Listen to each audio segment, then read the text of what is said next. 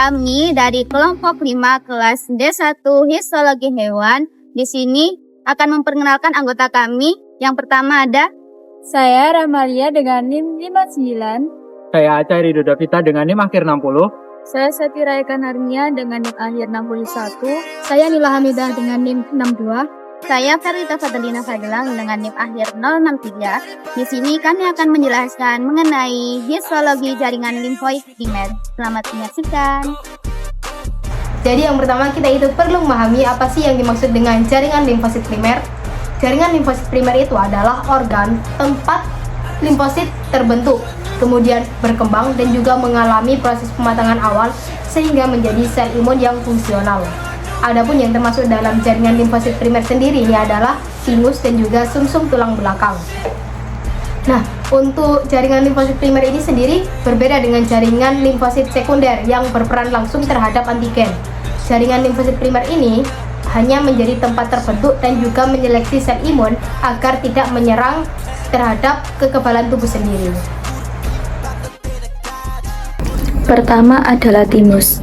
Thymus terletak di mediastinum anterior, tepat di belakang tulang sternum. Thymus merupakan organ kunci untuk pematangan limfosite. Semua limfosite yang kita miliki sebenarnya berasal dari sel puncak di sumsum tulang, namun benar-benar menjadi T-sel yang imunokompeten setelah melewati proses seleksi di dalam thymus. Selanjutnya, pada struktur histologi thymus terdapat kapsul dan septa. Secara histologi, thymus diselimuti oleh kapsul jaringan ikat padat. Dari kapsul ini, sekat-sekat atau septa yang masuk ke dalam jaringan thymus dan membaginya menjadi lobulus-lobulus kecil. Pembagian ini sangat jelas terlihat pada preparat histologi. Yang kedua yaitu bagian lobulus. Setiap lobulus thymus tersusun atas dua bagian utama, yaitu bagian korteks dan medula. Pertama, korteks merupakan bagian luar yang tampak lebih gelap secara mikroskopis. Warna gelap ini disebabkan oleh banyaknya limfosite muda atau thymocytes yang sedang berkembang. Disinilah terjadi selektif positif, yaitu penyaringan limfosit agar hanya sel yang mampu mengenali molekul MHC tubuh yang dipertahankan. Selanjutnya yaitu medula. Medula terletak di bagian tengah lobulus dan tampak lebih terang. Di daerah ini jumlah limfosit lebih sedikit. Medula merupakan lokasi seleksi negatif, yaitu proses menghilangkan limfosit yang terlalu reaktif terhadap antigen tubuh sendiri, sehingga membantu mencegah terjadinya autoimunitas.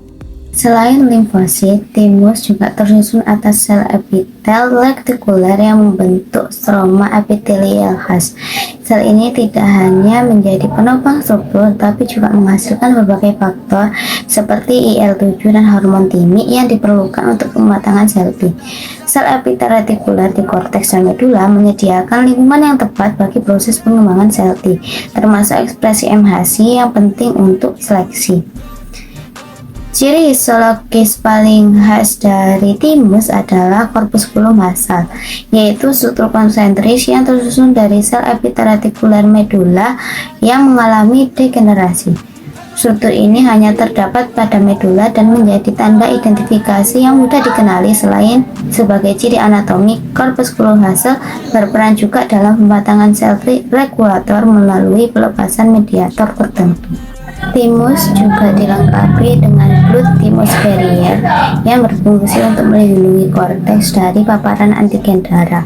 Barrier ini dibentuk oleh endotel kapiler kontinu, lamina basal yang tebal, dan sel epitel retikuler korteks yang saling berhubungan erat. Dengan adanya barrier ini, pematangan sel T dapat berlangsung tanpa gangguan dari antigen luar. Keseluruhan struktur thymus mendukung proses seleksi positif dan negatif, sehingga hanya sel T yang mampu mengenali MHC namun tetap toleran terhadap sel yang dapat bertahan. Selain itu, thymus juga menghasilkan hormon seperti thymosin yang membantu diferensiasi sel T. Dengan demikian, thymus menjadi organ utama dalam memastikan terbentuknya populasi sel T yang fungsional dan juga aman bagi tubuh. Nah, selanjutnya kita akan membahas mengenai sumsum tulang atau bone marrow. Berbeda dengan thymus, sumsum tulang itu merupakan tempat hematopoiesis atau pembentukan seluruh sel darah. Khusus untuk sistem imun, sumsum tulang itu berperan sebagai tempat pematangan limfosit. Nah, jadi B-cell itu tidak pergi ke organ lain untuk matang. Semuanya dilakukan di dalam bone marrow. Kemudian, struktur histologi dari bone marrow itu sendiri, yang pertama itu ada red marrow dan yellow marrow. Nah, secara umum sumsum tulang itu dibagi menjadi dua tipe. Yang pertama ada red marrow yang aktif membentuk sel darah dan yellow marrow yang didominasi oleh jaringan lemak dan berfungsi sebagai cadangan. Organ yang kita bahas dalam konteks limfosit primer itu merupakan red marrow. Yang kedua adalah jaringan stroma. Ini terdiri dari sel retikuler, makrofag, serabut retikuler, dan fibroblast yang menciptakan lingkungan yang mendukung perkembangan dari sel darah. Yang ketiga adalah pulau-pulau hematopoietik, yaitu kelompok sel yang akan berkembang menjadi eritrosit, granulosit, monosit, megakrosit, dan limfosit. Megakrosit adalah sel raksasa penghasil trombosit yang mudah dikenali pada preparat. Yang keempat adalah adiposit yang berfungsi sebagai penyeimbang ruang dan sebagai cadangan energi. Selanjutnya, yang ke-C, bone marrow sebagai tempat maturasi dari B-cell. Disinilah tempat terjadi pematangan limfosit B. Sel stroma di sumsum tulang menghasilkan berbagai faktor seperti IL-7 dan molekul adesi yang membantu proses rekombinasi dan imunoglobin. Sel B ini yang mengalami gagal toleransi terhadap sel akan dieliminasi sebelum keluar menuju jaringan limfosit sekunder. Nah, dari seluruh penjelasan yang telah disampaikan ini, dapat kita pahami bahwa timus dan bone marrow atau sumsum tulang itu memiliki struktur histologis yang berbeda. Namun, keduanya ini saling bekerja sama untuk membentuk sistem imun yang adaptif. Tanpa pematangan limfosit pada kedua organ tersebut ini, tubuh tidak dapat menghasilkan sistem imun yang tepat dan juga aman bagi jaringan tubuh kita. Sekian pemaparan ataupun penjelasan dari kami. Apabila ada salah kata ataupun salah ucap, mohon maaf. Dadah!